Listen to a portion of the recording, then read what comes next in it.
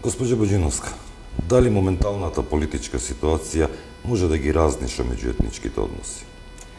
Знаете како, верските односи во Република Македонија биле секогаш на едно големо и високо ниво и не верувам дека овие проблеми што сега се случуваат, оваа голема криза во Република Македонија и може да направат нешто со што би ги разнишале верските односи.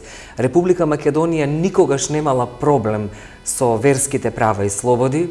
Сиот 19 век укажува дека во Република Македонија идеално религиите биле интерферирани едни со други.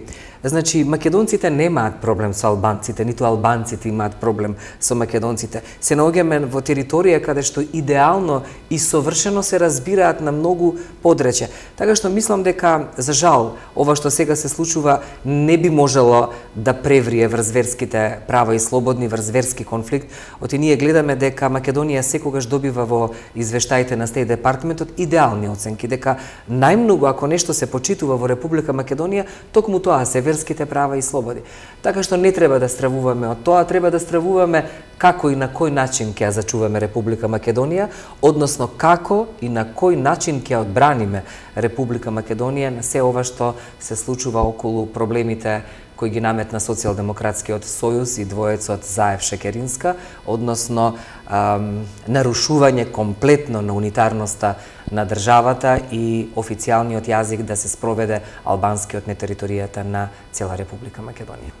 Велите дека тоа не треба да не плаши, но мене навистина ме плаши промената на името, уставното име на Република Македонија, бидејќи јас тоа го сваќам како сето она што сме го живееле до сега, од тој момент нема да постои, бидејќи можно е да бидеме нова Македонија, значи сме и ние нови. И еве да речеме, моите речиси 50 години, исто како да не сум постоел, сум се родил баш од тој ден. Точно така, значи ја допревте најголемата суштина со вашето прашање. Зашто станува збор всушност? Кога, ајде да се вратиме наназад, кога тргна пред парламентарните избори, вонредните парламентарни избори, да се сетиме на се она што Заев полека ни сопствената програма на СДСМ го нудеше, значи неговото одење во Германија, дека треба репрограмирање, идење над Охридскиот рамковен договор. Понатаму шарената револуција која навистина значеше организација со странски служби, помогната со ЦИА, со разни други струи од надвор, помагање парични на тие луѓе кои ги уништуваа националните интереси и блага на Република Македонија. Тоа беа луѓе кои не знаеа зашто се таму. Едноставно беа платеници да ги руши и внимавајте, рушеа се што е национален идентитетски символ на Република Македонија. Вие тоа добро го гледавте. Понатаму да не заборавиме случајот со Диво Населје. Гледате дека на истиот момент кога крвареа и кога плачеа мајките, кога ги закопувавме ние луѓето од безбедносните сили во Република Македонија, тие што ја чуваа Република Македонија, тој одеше, се сликаше. Понатаму луѓе од Косово, од разни политички партии доаѓаа на митинзите на годишнината од шарената револуција. Многу луѓе кои до ден денес, влегувањата на многу луѓе од Косово во миговите кога траеше кампањата, ние бевме честити и нашиот лидер велеше постојано на Република Македонија и треба 63 пратеника да не се уценува. Токму тоа гледаме сега, дека е загрозена унитарноста. Кога вие ќе изгубите унитарноста на Република Македонија, кога вие ќе останете без идентитет, со двојазичност на севкупната територија, со промена на монетите, со промена на грбот, она што е реален, кардинален идентитет на една држава. Унитарноста на една држава може да се одбележува само со еден јазик. Не може два јазика да ја прават унитарноста на државата. Тој албански национализам кој цело време ни се наметнува, помогнати со Социјалдемократскиот сојуз и со марионетите внатре, значи само едно, дека многу пари се фрлени од страна, кои се земени од страна на СДСМ и на врхушката од СДСМ, помогнати да стигнат до оваа бројка на изборите, тоа се пари кои јас верувам дека еден ден историјата на Република Македонија ќе узнае од каде се влезени, кој ги давал, на кое место ги делел, кои луѓе тоа го правеле и така натаму. Сакам да кажам дека од тој миг кога и цело време значи се ова што вие прашувате се однесуваше токму на тоа, на промена на името на Република Македонија. Што значи? Нема името. Тогаш го нема ни Гоце Делчев, ни Даме Груевски, Питогори. Апсолутно. Што значи тоа? Тоа значи дека еден лидер како Никола Груевски, една силна, огромна политичка организација како што е ВМРО ДПМН, тоа не може да го направат со такви луѓе. Значи не можеа да ни најдат мана прво во силата, во храброста, во патриотизмот, во силата и моќта на лидерот на ВМРО ДПМН Никола Груевски. Пазете, човек кој некаде пред 2 недели, внимавајте што говорам, пред 2 недели пред да почнат парламентарните избори, бруја европските медиуми дека е најдобар прозападен лидер, лидер кој ќе победи. Така, она што ги носеше реформите дека е најголемиот реформист. Сите закони на Република Македонија буквално се преведуваат во Европа како што е и Хрватска и Србија. Значи, со Груевски не можеше да се смени името. Со ВМРО ДПМН не можеше да се смени. Тие добро го прочитале нашиот профил. Сега?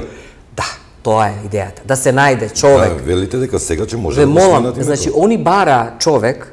Кој е тој карактер, кој е тој тип на човек што може да го направи тоа? Ете го најдоа, Зоран Заев, така? Значи, тоа е работено со години. Сега, преку овој закон за двојазичност, значи со кршење на унитарноста, со многу закони кои треба да поминат, со грбот, со знамето, следно е промената на уме. Верувајте дека прво нешто, ако направат влада, ќе биде промената на името. Што значи дека ние треба од тој момент да бидеме нова држава некоја, Централна Балканска република Македонија, некаква Северна Македонија или не знам каква друга, што имаат на ум, но она што е значајно е сите гробови отворени во мигов. Јас велам, сите гробови се отворени и на војводите, и на Крушевската република, на тие што го кренаа востанието за Република Македонија, Асномска во членот 3, во кој, ако добро се сеќавате, ако ја читате декларацијата на Асном, големиот Ченто на почетокот на седницата вели нека излезат сите што не умеат и што нема да говорат на заседанието на македонски јазик. И во членот 3, кој вели дека унитарноста на една држава се прави со македонскиот јазик. И он во членот 3 става унитарноста на македонскиот јазик, на државата е заштитена со македонскиот јазик. Тоа значи збогум на севкупната историја. Тоа значи збогум на сите гробови кои се запретаа заради оваа држава, тоа значи збогум на сите забрадени мајки кои тагуваа за оваа Македонија, што значи дека ќе се започне една историја со ново име и така натаму. Треба се да згришеме. Гоце, Даме, Брашнаров, Панко Брашнаров, Ченто, Ѓорче Петров, Борис Сарафов. Но сепак велите дека народот е тука, ќе обрани оваа ситуација, еве да прокоментираме на крај на ова интервју. Мислам дека народот за вчерашниот протест. Мислам дека црвената линија е помина, црвеното жолтата не за во рок од 24 часово здружение успеа да собере неколку илјади. Јас сум многу возбудена кога ме прашувате и верувајте дека треперам кога има вакви прашања. Лично сметам дека народот бил секогаш браник на историјата на Република Македонија. Ние и овој пат повикувам на сите да не стравуваат. Ги повикувам и ги охрабрувам силно и гордо да ја кренат главата.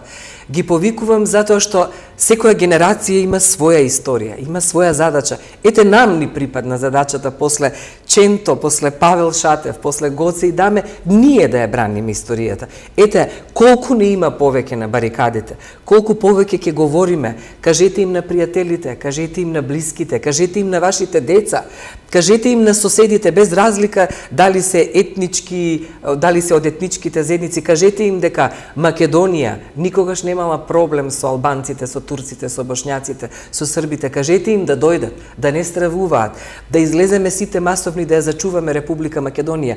Ние живееме во едно многу тешко време во кое или од нас зависи дали ќе одбраниме Република Македонија, и од нас зависи, не од политичките партии, и од нас зависи дали ќе ги кренеме гордо раците и ќе речеме стоп, до тука не унижувавте, понатаму нема да дозволиме.